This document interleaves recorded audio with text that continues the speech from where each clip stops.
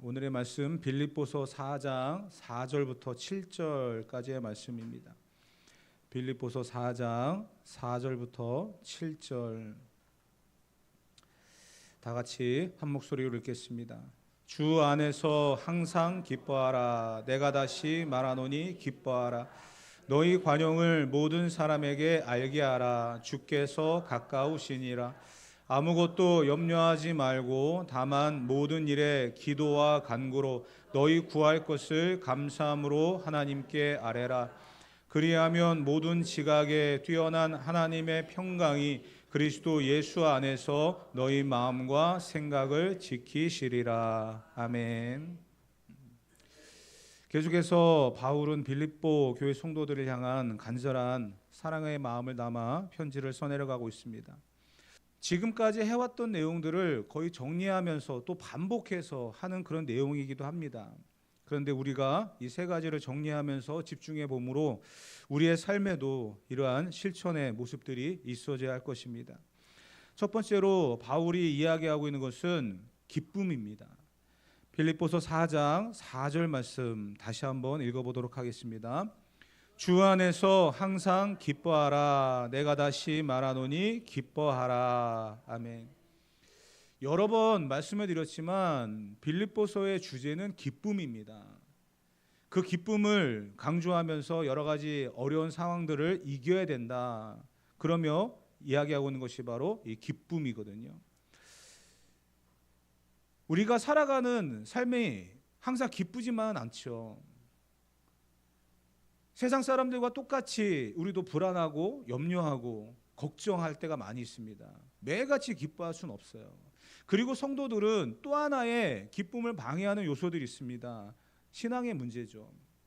매일같이 똑같은 그런 상황 아니면 더 성장한 모습으로 신앙생활을 한다면 좋겠지만 영적인 슬럼프가 있거든요. 그렇기 때문에 본문에 항상 기뻐하라 라고 하는 이 말은 우리에게 도전입니다. 빌립보서를 기록하고 있는 바울의 상황을 한번 보시기 바랍니다. 그는 기뻐할 수 있는 상황은 별로 없었거든요. 지금의 빌립보서를 쓰고 있는 상황도 마찬가지입니다. 바울이 옥에 갇혀 있죠. 옥에 갇혀 있는 사람이 무슨 기쁨이 있겠습니까? 심지어 바울이 옥에 갇혀 있다는 사실을 비난하고 조롱하는 사람들이 있어요. 바울이 제대로 정확한 그런 사역을 했다고 한다면, 그리고 바울의 사역이 참이라고 한다면 왜 감옥에 갇혀야 되냐는 거예요. 그렇게 비난하고 조롱하면서 교회를 무너뜨리려고 하는 그러한 세력까지도 있었다는 거죠. 근데 바울은 이러한 상황들 속에서 자기가 옥에 갇혀 있는 것, 심지어 자기를 비난하는 그러한 사람들을 통해서 그리스도와 복음이 증거되어지는 것을 감사하며 기뻐했습니다. 그것을 빌립보 교회 성도들에게 강조하고 있다는 거죠. 생각해 보시기 바랍니다. 환경이 우리를 기쁘게 하지 않아요. 사람이 우리를 기쁘게 하지 않아요. 그렇기 때문에 바울은 강조하는 겁니다. 주 안에서 기뻐하라. 우리의 기쁨은 환경을 통해서 주어지는 기쁨이 아닙니다. 사람을 통해 주어지는 기쁨도 아니라는 거예요. 우리의 기쁨, 항상 기뻐할 수 있는 그 기쁨의 근원은 주 안에서라는 전제임을 분명히 알아야만 합니다. 주님이 주시는 그 안에서 누릴 수 있는 기쁨, 그 기쁨을 우리가 찾는 이 시간이 되어지기를 주님의 이름으로 축복합니다. 하박국 3장 17절과 18절에 보게 되어지면 환경을 뛰어넘는 그러한 구원의 기쁨이 등장을 하죠. 하박국 3장 17절, 18절 다 같이 읽어보도록 합시다. 비록 무화과 나무가 무성하지 못하며 포도나무에 열매가 없으며 감람나무에 소출이 없으며 밭에 먹을 것이 없으며 우리의 양이 없으며 외양간에 소가 없을지라도 나는 여호와로 말미암아 즐거워하며 나의 구원의 하나님으로 말미암아 기뻐하리로다. 아멘. 우리는 이 성경을 보며 내가 기뻐할 수 있는 이유, 기뻐해야만 되는 상황들을 찾습니다. 근데 세상 사람들에게 이 본문을 읽어주고 당신도 기뻐하십시오 라고 하면은 한마디로 미쳤습니까? 라고 이야기해요. 먹을 것도 없고 삶이 다 무너졌잖아요.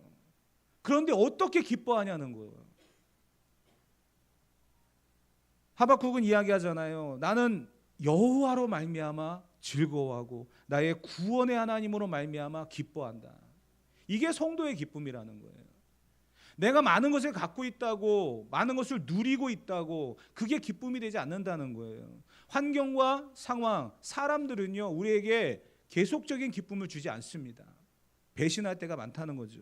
그래서 바울은 주 안에서의 기쁨을 계속 강조하고 있는 겁니다. 빌립보 교회 성도들도 마찬가지였죠. 교회 내적으로는 유오디아와 순두개가 한 마음이 되지 못하고 다투고 있고요. 교회 외적으로는 율법주의자들이나 또 교회를 핍박하는 사람들 때문에 어려움을 만나고 있습니다. 그런 상황 속에서 바울은 눈으로 보고 있는 것, 피부로 겪고 있는 것, 그러한 것들 때문에 너희가 기쁨을 잃어버려서는 안 된다라고 이야기하고 있는 거예요. 빌립보서가 기쁨의 서신이라고 말씀을 드렸죠. 빌립보서 3장 1절에 보게 되어지면 이런 말씀을 또 했어요. 읽어봅시다. 끝으로 나의 형제들아 주 안에서 기뻐하라. 너희에게 같은 말을 쓰는 것이 내게는 수고로움이 없고 너희에게는 안전하니라. 아멘. 주 안에서 기뻐하라. 이 말을 계속해서 반복해도 나는 수고롭다라 생각하지 않는다는 거예요. 왜냐하면 우리는 분명히 주 안에서의 기쁨을 누리며 살아가야 되는 사람이지만 주 안에서의 기쁨보다는 환경과 상황들 또한 사람들 때문에 기뻐할 때가 있는가 하면 실족할 때가 있고 상처받을 때가 있는 사람들이기 때문에 그렇습니다. 그래서 바울은 계속 강조하는 거예요. 주 안에서 기뻐하라. 내가 이 말을 여러 번 반복해도 수고롭지 않다. 바울의 의도는 분명합니다. 오늘 저와 여러분들이 주 안에서 내가 다시 말하노니 기뻐하라 라고 말하고 있는 이 기쁨, 이 주 안에서의 기쁨을 발견할 수 있는 저와 여러분 되어지기를 주님의 이름으로 축복합니다. 이 주 안에서의 기쁨은 무엇일까? 바울은 이미 발견을 했어요. 예수님이 말씀하셨던 기쁨이 있기 때문에 그 기쁨을 주 안에서 누리라라고 이야기하는 건데요. 마태복음 5장 11절부터 12절에 보게 되어지면 이런 말씀이 예수님께서 하셨어요. 다 같이 읽어봅시다. 나로 말미암아 너희를 욕하고 박해하고 거짓으로 너희를 거슬러 모든 악한 말을 할 때에는 너희에게 복이 있나니 기뻐하고 즐거워하라. 하늘에서 너희의 상이 큼이라. 너희 전에 있던 선지자들도 이같이 박해하였느니라. 아멘. 너희를 욕하고 박해하고 거짓으로 너희를 거슬러서 모든 악한 말을 할 때 이러한 상황을 견딜 수 있는 사람이 과연 몇 명이나 되겠습니까? 그런데 그때 예수님 말씀하시는 거예요. 기뻐하고 즐거워하라. 너희의 상이 크다. 그 모든 상황들을 버티고 견디고 이겨나가는 힘은 주 안에서의 기쁨이라는 거예요. 그 기쁨을 가지고 이겨나가는 사람들에게 주시는 게 상이다 라고 말하고 있습니다. 너희에게만 주는 게 아니라 이미 너희 앞에서 이와 같은 어려움을 이겨나갔던, 기쁨으로 승리하였던 그러한 선지자들, 그들에게도 상이 있었다. 너희에게도 이러한 상을 줄 것이다. 우리는 환경과 상황 때문에 기뻐하는 경우들이 굉장히 많이 있거든요. 그런데 그 상황을 예수님은 또 이렇게 짚어서 말씀하셨어요. 누가복음 10장 17절부터 20절까지 다 같이 한번 읽어봅시다. 70인이 기뻐하며 돌아와 이르되 주여 주의 이름이면 귀신들도 우리에게 항복하더이다. 예수께서 이르시되 사탄이 하늘로부터 번개같이 떨어지는 것을 내가 보았노라. 내가 너희에게 뱀과 전갈을 밟으며 원수의 모든 능력을 제어할 권능을 주었으니 너희를 해칠 자가 결코 없으리라. 그러나 귀신들이 너희에게 항복하는 것으로 기뻐하지 말고 너희의 이름이 하늘에 기록된 것으로 기뻐하라 하시니라. 아멘. 70명의 제자들을 2명씩 전도 보냈습니다. 능력을 줘서 보냈습니다. 그랬더니 그들이 귀신을 쫓아냈대요. 귀신을 쫓아내 보신 적 있습니까, 여러분? 귀신을 보는 것만도 두려울 텐데 그 귀신을 물리치고 쫓아낸다는 거 참 대단한 능력이죠. 그런데 자기들 눈앞에서 귀신들이 쫓겨나가고 귀신에 들렸던 사람이 건강한 모습을 회복하는 모습을 보고 기뻐했다는 거예요. 이러한 능력이 나타났다는 것이 너무나 흥분되는 일이었다는 거예요. 그래서 예수님 앞에 막 와서 자랑을 합니다. 예수님, 이러한 일들이 있었습니다. 그랬더니 예수님 뭐라고 얘기하십니까? 너희가 귀신을 쫓아내는 것으로 기뻐하지 말라. 그 기쁨은 잠깐이라는 거예요. 사라지는 기쁨이라는 거예요. 너희가 영원히 기뻐할 수 있는 것은 하늘에 기록되어 있는 너희의 이름 때문이다. 우리는 환경과 상황을 뛰어넘는 그런 기쁨을 주 안에서 발견해야 될 줄 믿습니다. 우리가 위로를 받고 힘을 얻을 수 있는 것은요, 우리의 이름이 생명책에 기록되어 있고요, 우리가 천국의 소망을 가지며 살아간다는 사실입니다. 그 사실을 잃어버리면 우리는 생활의 염려와 근심 때문에 기쁨을 잃어버린다는 거죠. 그래서 예수님은 또 이런 말씀도 하셨어요. 요한복음 16장 22절 다 같이 읽어봅시다. 지금은 너희가 근심하나 내가 다시 너희를 보리니 너희 기쁨을 빼앗을 자가 없으리라. 아멘.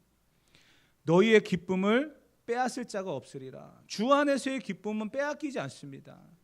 환경이나 사람 때문에 오는 기쁨은 언제든지 사라집니다.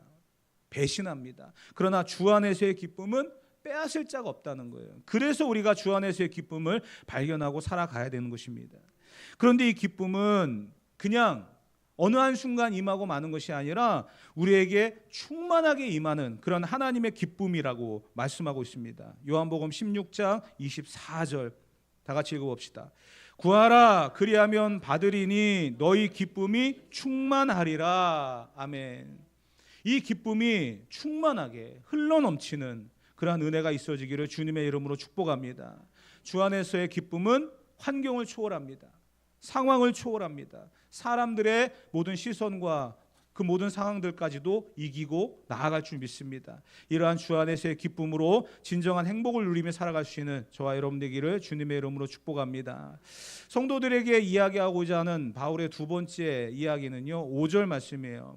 다 같이 한번 읽어보도록 합시다. 너희 관용을 모든 사람에게 알게 하라. 주께서 가까우시니라. 아멘. 관용이라고 하는 것이죠. 관용이라고 하는 뜻은 넓은 마음이라는 거예요. 용서하는 마음, 이해하는 마음, 친절한 마음이라는 거예요. 사실 빌립보 교회 성도들에게는 문제가 있었죠. 지난 시간에 말씀드렸던 것처럼 유오디아와 순두계가 같은 마음을 품지 않았습니다. 이건 진리의 문제가 아니라 감정의 문제라고 말씀을 드렸습니다. 그런 가운데서 다투고 원망하고 시비가 있는 그 교회 성도들을 향해서 바울이 이야기합니다. 관용하라는 거예요. 넓은 마음을 가지고 용서하는 마음을 가지고 이해하라는 거예요. 그러지 않으면 안 된다라고 이야기하고 있습니다. 바울은 계속해서 이 모든 내용들을 예수님으로부터 배웠습니다. 그래서 예수님을 자꾸 인용을 하는데요. 예수님이 어떻게 관용, 넓은 마음을 보이셨습니까? 우리가 잘 알고 있듯이 베드로가 십자가를 지고 가시는 예수님을 3번이나 부인했죠. 다른 사람들은 다 주님을 부인할지언정 나는 주님을 부인하지 않겠습니다. 맹세했던 사람입니다. 그랬던 베드로가 3번이나 주님을 모른다라고 부인을 합니다. 예수님이 보고 계셨어요. 그런데도 부인합니다. 그런데 예수님은 베드로를 용서하셨어요. 십자가에 자기를 못 박는 사람들, 그 사람들을 향하여서 예수님은 말씀하십니다. 이들을 용서해달라고. 자기에게 고통을 주는 사람들, 자기를 힘들게 하는 그 사람들을 용서할 수 있는 거, 그건 예수님밖에 없습니다. 그렇기 때문에 예수님의 마음을 품는 사람이 진정한 관용의 사람이 되는 거예요. 그래서 사도 바울은 이런 이야기를 했어요. 고린도후서 10장 1절 다 같이 읽어봅시다. 너희를 대면하면 유순하고 떠나 있으면 너희의 담대한 나 바울은 이제 그리스도의 온유와 관용으로 친히 너희를 권하고. 사랑이 식어갔던 교회, 사랑이 문제가 되었던 교회, 고린도 교회에도 바울은 이야기하잖아요. 이제 그리스도의 온유와 관용으로 친히 너희를 권면한다. 지금 내 마음 같아서는 이러고 싶지 않지만 그리스도의 온유와 관용으로 예수님이 나를 용서하셨고 사랑하시고 이해하시는 그 넓은 마음을 내가 배웠기 때문에 사랑이 식어가는 교회, 고린도 교회를 향해서도 이런 메시지를 전달한다. 그러니까 너희도 이렇게 서로 관용하며 넓은 마음을 가지고 용서하며 이해하며 살아가라. 이렇게 메시지를 전하는 거거든요. 빌립보 교회 성도들에게도 같은 마음을 품으라고 계속 강조하고 있고요. 그런데 이 관용은요, 그냥 내가 용서했다, 이해했다, 이거로 끝나는 게 아니라는 거예요. 본문에 이렇게 이야기했어요. 모든 사람에게 알게 하라. 이거는 홍보하라는 거예요. 내가 관용하고 있음을, 내가 넓은 마음을 갖고 있음을 말하라는 거예요. 그리고 주변에 있는 사람들이 인정하는 삶을 살아야 된다는 거죠. 아, 저분은 정말 다르구나. 저분은 뭔가 틀리구나. 교회 권사, 장로라고 한 직분을 갖고 있으면서도 삶 속에서는 열매를 맺지 못하고 오히려 사람들에게 피해를 주는 그런 사람들 많이 봅니다. 까다롭대요.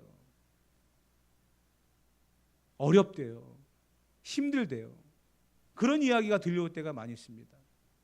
그러면서 하는 이야기예요. 그런데 교회 다닌데 권사래, 장로래, 목사래. 좋은 소식, 좋은 이야기가 들려와야 되는데 오히려 이런 이야기로 평가받고 얼마나 여러분들 그런 이야기를 들을 때마다 상처가 되고 또 힘드십니까? 본문은 이야기하는 거예요. 바울이 그리스도의 관용, 그 관용을 행하라. 그런데 그것이 모든 사람에게 알게 하라. 넓은 마음으로, 이해하는 마음으로, 용서하는 마음으로 모든 사람이 알게, 그렇게 행동하라는 거예요.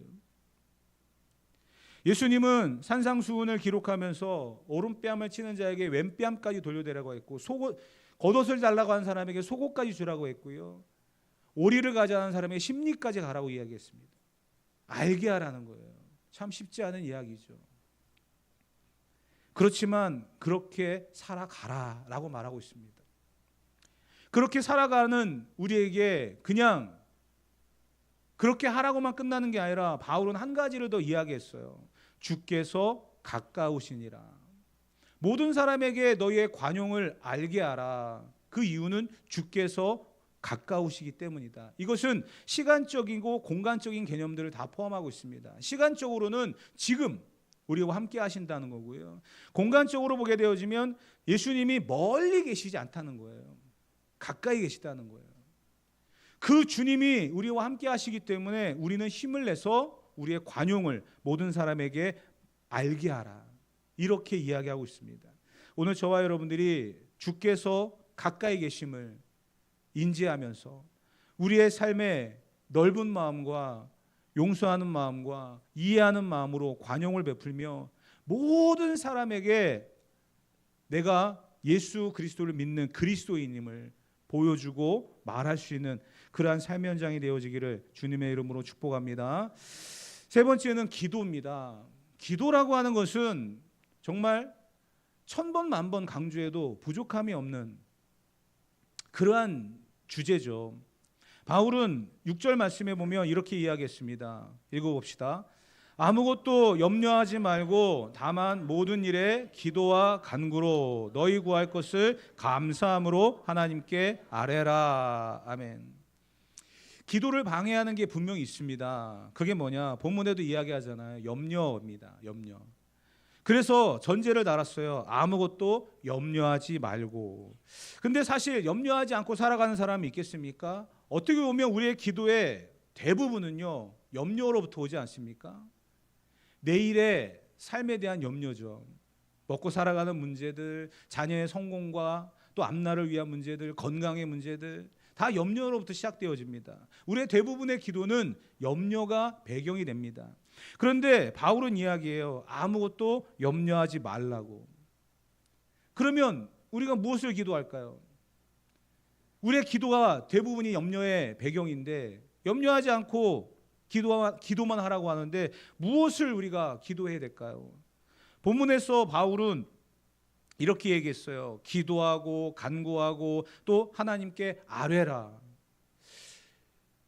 우리가 염려를 빼버리면 과연 무엇을 이렇게까지 기도할 수 있을까? 기도하고 간구하고 아뢰는 그러한 기도를 우리가 얼만큼 할 수 있을까? 5분? 10분? 시간으로 따진다고 한다면 그 정도가 될까요? 정말 우리의 기도의 대부분을 차지하고 있는 것들을 다 내려놓고 염려하지 말라라고 하는 말씀을 붙들고 기도할 수 있는 사람, 그 기도의 내용이 오직 하나님의 나라를 위해서 또 내게 맡겨진 사명과 또 교회를 위해서 기도할 수 있는 것이 된다고 한다면 아마도 이 말씀이 우리에게 주어지는 그러한 축복의 메시지가 되겠죠. 너희는 먼저 그의 나라와 그의 의를 구하라. 그리하면 이 모든 것을 너희에게 더하시리라. 우리의 염려를 다 내려놓고 하나님의 나라와 의를 위해서 기도하는 삶, 그러한 삶의 현장에 주시는 하나님의 은혜와 평강이 있다는 거죠. 오늘 본문에도 그런 말을 하고 있죠. 모든 일에 다만 모든 일에 이러한 전제를 하고 있습니다. 집중하라는 거예요. 우리는 생활의 염려와 근심 속에서 기도할 때가 많이 있습니다. 그런데 오직 기도와 간구로 하나님 앞에 아뢰어야 되는, 하나님의 나라와 의를 위해서 구해야 되는 것은 모든 것이라는 거예요. 전부라는 거예요. 그렇게 간구해야 된다는 거예요. 그러면서 감사라고 하는 단어가 등장했습니다. 염려라고 하는 것을 내려놓고 나니까 눈에 들어오는 게 감사더라는 거예요. 나의 모습을 그려놓고 그 주변에 있는 많은 염려들을 다 기록을 합니다. 건강과 시간과 물질과 자녀와 사업과 모든 문제들을 다 기록해 놨는데 본문 말씀처럼 아무것도 염려하지 말랍니다. 그리고 나서 그걸 다 가지치기를 하는 거예요. 다 잘라냈어요. 그랬더니 남는 게 뭐예요? 감사밖에 없더라는 거예요. 감사함으로 기도하는 사람이 승리자가 될 줄 믿습니다. 감사로 기도하는 사람만이 진정한 하나님의 은혜를 체험하는 사람이 될 줄 믿습니다. 우리의 기도가 그렇게 채워져 가야 된다는 거예요. 그랬을 때 나타나는 항상 기뻐하라 주 안에서 너희 관용을 모든 사람에게 알게 하라 주께서 가까우시니라 오직 모든 일에 기도와 간구로 살아가라. 이렇게 이야기했던 바울이 왜 그렇게 살아야 되는지에 대한 이야기를 7절에 했습니다. 7절 한번 다 같이 읽어보도록 합시다. 그리하면 모든 지각에 뛰어난 하나님의 평강이 그리스도 예수 안에서 너희 마음과 생각을 지키시리라. 아멘. 그리하면 앞에 있는 것들을 실천하고 그렇게 살아가면 모든 지각에 뛰어난 하나님의 평강이 그리스도 예수 안에서 너희 마음과 생각을 지키시리라. 이러한 결론의 메시지를 하고 있다는 거예요. 여러분, 모든 지각에 뛰어나다라고 하는 것은 무엇입니까? 내가 생각하지 못했던 일들, 내가 생각하지 못했던 방향들로도 하나님은 이끌어 가실 때가 많이 있습니다. 그런데 그 모든 상황들이 어때요? 내가 생각했던 것보다 더 잘 될 때가 있고요. 내가 세웠던 모든 계획보다 더 좋을 때가 많습니다. 왜 그렇습니까? 모든 지각에 뛰어나신 하나님께서 역사하시기 때문이에요. 주 안에서 항상 기뻐하랍니다. 우리의 관용을 모든 사람에게 알게 하랍니다. 그리고 모든 일에 감사함으로 기도하랍니다. 그러면 모든 지각에 뛰어나신 하나님의 평강이 우리의 삶을 책임져 주신다는 거예요. 여러분, 이러한 평강을 누려보신 적 있습니까? 이러한 평안을, 이러한 평화를 누려보신 적 있습니까? 이러한 평화를 누리기 위해서는요, 다른 게 없어요. 기뻐하고 관용하고 기도하는 거예요. 그러면 하늘의 평강이 우리에게 임한다는 거죠. 그 평강은 눈에 보이게 임합니다. 본문에 뭐라고 되어 있어요? 그리스도 예수 안에서 너희 마음과 생각을 지키시리라. 왜 우리가 불안하죠? 왜 우리가 염려하죠? 우리의 마음과 생각이 불안하고 염려하기 때문이에요. 그런데 이 마음과 생각을 지키신다잖아요. 붙잡아 주신다는 거잖아요. 흔들리지 않게 하신다는 거잖아요. 어떻게 할 때요? 주 안에서 기뻐할 때, 우리의 관용을 모든 사람에게 알게 할 때, 감사함으로 기도할 때, 그리스도의 평강이 우리의 마음과 생각을 붙들어 주시는 그러한 역사가 일어난다는 사실입니다. 사랑하는 성도 여러분, 환경 안에서가 아닙니다. 사람 안에서도 아닙니다. 여러분들의 환경이 얼마나 여러분들을 행복하고 기쁘게 만들고 있습니까? 여러분들 주변에 있는 사람들이 과연 여러분들을 얼마나 기쁘게 하고 행복하게 만들어가고 있습니까? 하나님의 평강은 주 안에서 기뻐하는 사람, 우리의 관용을 넓은 마음과 예수님이 모든 사람을 용서하셨던 것처럼 용서하고 이해하는 마음으로 살아가는, 그래서 진정한 그리스도인으로서의 열매를 맺는 그 삶의 현장에 감사함으로 기도하면서 모든 염려를 다 내려놓는 그러한 기도의 현장에 진정한 하나님의 평강으로 우리와 함께 하시는 줄 믿습니다. 우리의 염려로부터 지켜주실 것이고요, 다툼과 허영으로부터도 지켜주실 것이고요, 원망과 시비로부터도 지켜주시는 그러한 주의 은혜가 우리 가운데 충만하게 임할 줄 믿습니다. 오늘 저와 여러분들에게 이러한 그리스도의 평강, 모든 지각에 뛰어난 그 하나님의 평강이 우리 가운데 임하여서 정말 우리의 마음과 생각을 지켜주시는 그 은혜 가운데 오늘도 내일도 평안의 길을 걸어갈 수 있는 저와 여러분 되어지기를 주님의 이름으로 축복합니다.